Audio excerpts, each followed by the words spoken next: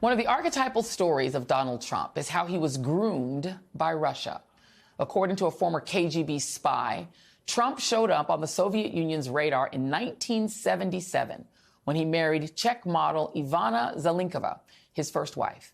And he allegedly became the target of a spying operation overseen by Czechoslovakia's intelligence service in cooperation with the KGB, noting that the feeling was that he was extremely vulnerable intellectually and psychologically, and he was prone to flattery. And Donald Trump's first trip to Russia in 1987 to explore a hotel deal was brokered by a Soviet tourist agency that was essentially a branch of the KGB.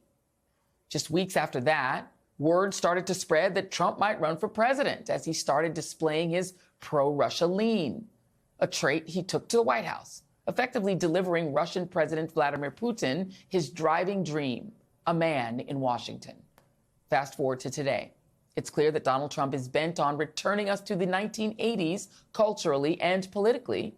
So instead of Charles in charge, get ready for Vlad in charge, because his junior partner, Donald Trump, is back. On Thursday, Putin congratulated Trump, calling him courageous and a real man, and said he's ready and willing to talk or meet even before the inauguration. And members of Russia's elite are already declaring, "We have won," and crowing about a new world order. And of course, Trump is already right back to acting like he's Russia's man in the White House. During a call with Ukraine's President Zelensky, Trump let Elon Musk make a surprise, unplanned appearance on the call. Elon Musk has also been chatting with Putin. One thing that's clear is that Donald Trump's election raises major concerns about Ukraine's ongoing fight against Russia. He's refused to say whether he wants Ukraine to win, and that combined with an isolationist Republican Party eager to withdraw funding to Ukraine, it will soon get very hard not to argue that Russia ultimately won the Cold War and Vladimir Putin is in charge. Joining me now is David Rothkopf, columnist for The Daily Beast and host of the Deep State Radio podcast. David, on that call, it strikes me that that was Donald Trump, mafia style, making Vladimir Zelensky beg Elon Musk for Starlink, to try to beg for his life, because that's the position he's in. His statement after his readout was the meeting was great. He's now having to kiss up to Donald Trump and Elon Musk just to live. Your thoughts? Well, I think he has no choice. The United States is the critical lifeline for Ukraine. And so whatever he can get in way of U.S. support, he's going to try and get. But I can tell you, I've spoken to people in Ukraine, people who are associated with Ukraine in the past 2 days, and as distraught as many Democrats in the United States were, the Ukrainians were absolutely devastated. They've been fighting a war for 2 years. They've watched their friends, their families, their children, their fathers, their sons die in that war.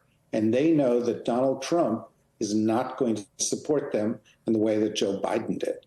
And that Donald Trump has already said that he wants to seek a negotiation. And the kind of terms he's talking about are Putin's terms. And, during the last couple of weeks of the campaign, there were stories about Trump being on the phone regularly with Putin and Elon Musk being on the phone regularly with Putin. J.D. Vance is a Putin fan.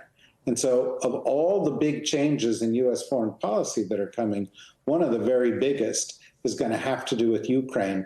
And I'm afraid it's going to have potentially tragic consequences.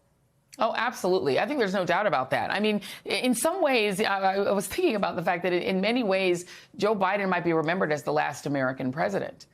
Donald Trump is in many ways simply an underboss to Vladimir Putin. The big man in that relationship is clearly Putin, not him. And then on this side of the aisle, the big man in the relationship is Elon Musk and the other former white South Africans who are sort of remaking a country like the one they left and making themselves extravagantly rich the way Putin does. So I want you to just talk a little bit about what it means. I want to put this Le Monde, it was a very sad article that just it strikes you as, wow, tragic. The end of an American world, Le Monde. This is the French paper Le Monde, and they said it marks the end of an American era.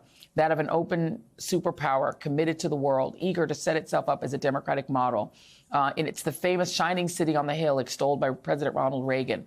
The model had been challenged over the past 2 decades. Now Trump's return is putting a nail in its coffin. The Economist saying Europe needs to wake up, look after itself. The new world is the BRICS world, is it not? Brazil, Russia, India, China, and Saudi Arabia, BRICS. And Russia is the R in BRICS, and they are ascendant. Yeah, well, when Donald Trump was president before, we saw that a centerpiece of his foreign policy was effectively dismantling the previous 80 years of U.S. foreign policy. We built up alliances. He sought to undermine the alliances. The biggest alliance, NATO, he talked about pulling out of. We promoted democracy. They deleted the promotion of democracy from the State Department website, and he instead kissed up to autocrats around the world. What we have heard from him in the intervening 4 years suggests that he's only going to double down on this and that we're going to see more of the same behavior. And so people in Europe are deeply afraid of what this means, not just for Ukraine, but for the Atlantic Alliance, which has been the single most important stabilizing force on the planet Earth since the end of World War II. But allies in Asia are also concerned. And, there are others that are afraid. For example, the people in Gaza who believe that Trump is going to give essentially the carte blanche to Bibi Netanyahu, that is going to make all those in the United States who said, oh, well, I'm going to vote against Kamala Harris because I disapprove of Biden foreign policy, regret. And I believe regret soon that they made that choice. Because Netanyahu has already, just in the past couple of days, appointed a more religious, right-leaning ambassador to the U.S., fired his defense minister, who was more moderating force. And he looks like what he's going to do is go into Gaza, eliminate Gazans from Gaza, allow Israelis to go in and settle Gaza. And what has been an absolutely tragic situation with at least 43,000 deaths associated with it, is going to get much worse. And so it's not just Ukraine we have to worry about. There are a lot of places in the world where Trump foreign policy is going to let down our allies or put people who are already at risk at much greater risk. Yeah, and to say nothing of the next Gaza potentially being the West Bank.